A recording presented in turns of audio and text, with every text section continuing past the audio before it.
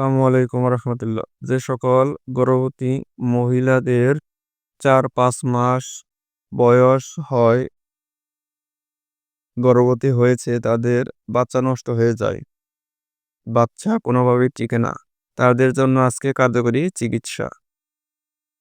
প্রথম মাস থেকে ভিডিও দেওয়া হয়েছে, এবার দ্বিতীয় মাস থেকে যে ওষুধ গর্ভবতী মহিলারা সেবন করবেন তা দেওয়া হলো।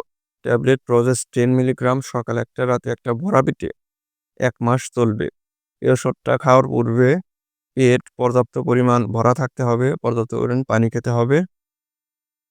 ইনজেকশন HPCDS, এটি 2 মাসে 8টি ইনজেকশন দিতে হবে। গভীর মাংসে ট্যাবলেট পলিম্যাক্স 5 মিলিগ্রাম, সকালে একটা রাতে একটা, ভরা পেটে 1 মাস চলবে। ক্যাপসুল ডেক্সিলান 30 মিলিগ্রাম, সকালে একটা রাতে একটা, খালি পেটে খাওয়ার আধা ঘন্টা আগে চলবে। ক্যাপসুল সুপ্রাভিটেম, সকালে একটা রাতে একটা, ভরা পেটে 1 মাস চলবে। এই ওষুধটা খাওয়ার পূর্বে পেট ভরা থাকতে হবে, পর্যাপ্ত পরিমাণ পানি খেতে হবে।